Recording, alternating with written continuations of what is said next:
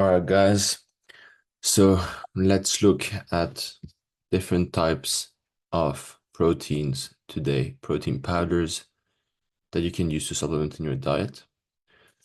So those are the ones that are usually used. So they have whey protein, clear whey protein, beef protein, egg protein, vegetable protein, and collagen protein.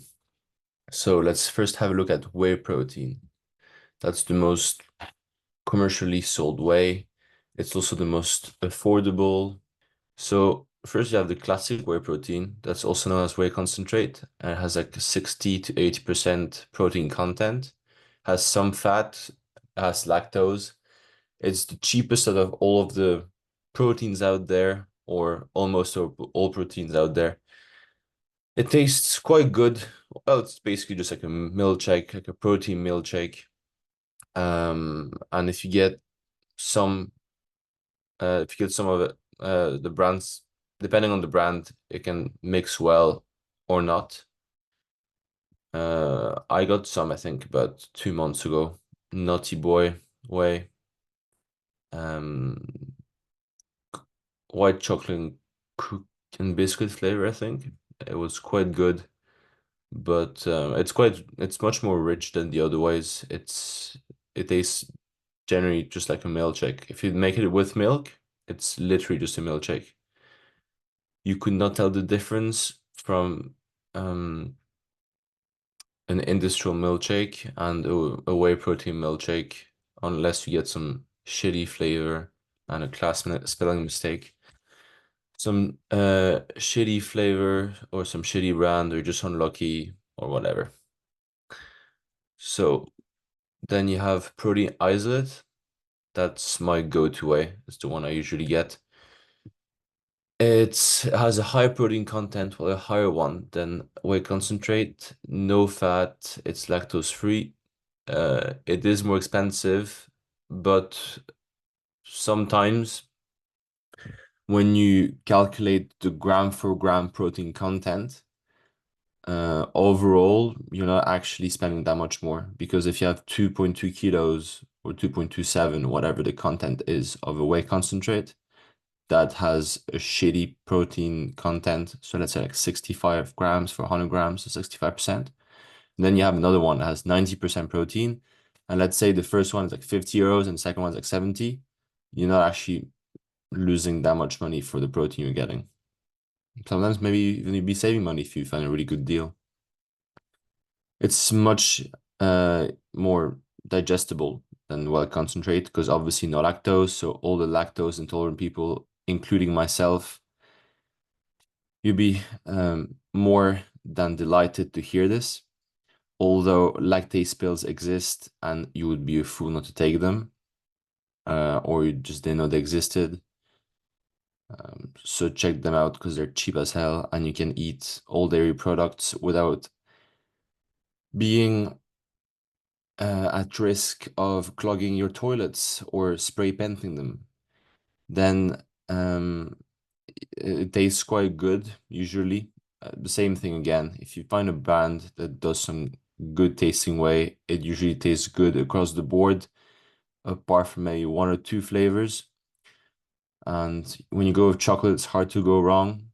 But when you hear some flavors like blue raspberry, birthday cake, or unicorn bubble gum bullshit, man, just get some vanilla or chocolate whey and stop thinking that because you get this super whatever flavored whey, you're gonna want to drink it more or it's gonna be more enjoyable. Because especially those artificial flavors, you're gonna maybe enjoy them the first 3 times you drink them, but then you're gonna think, okay, let me make a protein smoothie and add some berries or add some oats in it. You're not drinking whey that's flavored with unicorn and bubble gum in the name with some oats. That's disgusting. Anyways, isolate mixes really well, obviously, because you just have protein and nothing else. The powder is usually also more fine, well, depending on the brand again. And it's just basically a more refined version of whey concentrate. And then you have another form of whey protein that's called whey hydrolysate. It's very high in protein content. There's like 90% plus protein, 400 grams. There's no fat, it's lactose free, just like whey isolate. It's the most expensive whey out there. Well, again, usually. It mixes really well again because it's it has nothing in it but protein, and this protein is further broken down. I'm going to explain now, and very easy digestible. So what they do basically is that they get whey isolate and using a hydrolysis process, they break the protein using water molecules into basically protein parts. And those protein parts are called peptides. So they break down the protein to peptides, and it's just easier for you to digest because this process happens in your stomach anyways, with stomach acids and enzymes.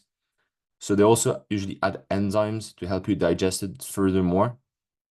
So lactase, even if there's any trace lactose left after all that refinery, they add lactase to help you digest it further. And the taste, yeah, that's the big issue of this way. So the more you're gonna break down a protein to make it look like something you have in your stomach, so that's gonna be digested by your gastric juice, the more it's gonna taste like it essentially. So there was this big problem when they started selling whey hydrolate, whatever, hydrolyzed whey. And it was there was two amino acids. So it was, I think, well, there, yeah, proline and arginine. Those two, when you hydrolyze them, they they literally taste like vomit. So what would happen is that they had to take these out of the protein formulas or formulae for you Latin scholars out there, and um, just leave them in the normal form because otherwise it generally tasted like puke. The only reason that I would get this way over whey isolate is if you're still having some issues to digest whey isolate, or you just have digesting issues overall, that wouldn't be a bad option. Then clear whey is basically just whey isolate that has been filtered more, and then some flavorings have been added to make it taste like juice rather than like a smoothie. So for summer, it's super nice because you can add it to, well, water obviously, because then it defies the whole purpose of having clear whey, and put it in the fridge, take it out, and if you can get cola flavored whey, and you have flat Coke, I guess. Um, Hate me for that or love me, I don't know, but I really like fat Coke, so I go really well with that. But any flavor, honestly, that's you can put in the fridge during summer. It's nice and refreshing, helps you hit your protein goals. Happy days. It is quite expensive though, so unless you find some good deal online, I usually don't buy it because I think it's too expensive. But if you have the money for it, or you just don't like the taste of the other way, or whatever your deal is, go for it. So beef protein has a very high protein content, 85 to 90%. There's no fat, no lactose, obviously, because it's beef. The price, it depends, but I've seen and I've bought some that has been cheaper than whey isolate, and it comes in and mixes just like clear whey. It's vegetarian's worst nightmare. Um, it is what it is, man. No comment. For most individuals, it's easily digestible, and it mixes just as well as clear whey. Tastes like it as well. So no complaint for that. So unless you are afraid or you of eating meat, or it's against your morals or whatever, well then just don't buy it and get yourself some whey protein. But if you're looking for a cheaper alternative to clear whey, or you think whey hydrolysate is too expensive or tastes like shit, or whey isolate is too expensive, or you just don't like whey isolate, or whatever your deal is, you can get beef protein, egg protein. The protein content, from what I've looked up, is comparable um, to a good whey concentrate. So we're talking 70% plus protein for 100 grams, like even some are like 80 grams for 100 grams.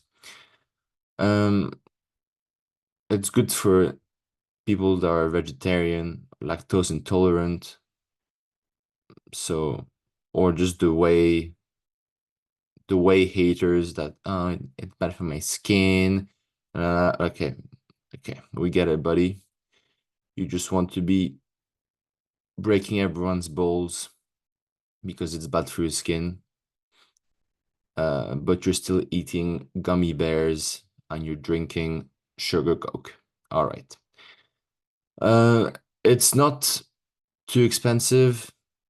Oh, my bad. It's quite expensive for what it is, and it's not easily found either. But I'll show you that in a second. I'll go on the side where I usually get my supplements, and I'll give a quick scroll to show you guys kind of what I just told you there. Now, plant-based protein. I don't even know why people buy this. Well, actually, I do know why people buy this, because we're vegan.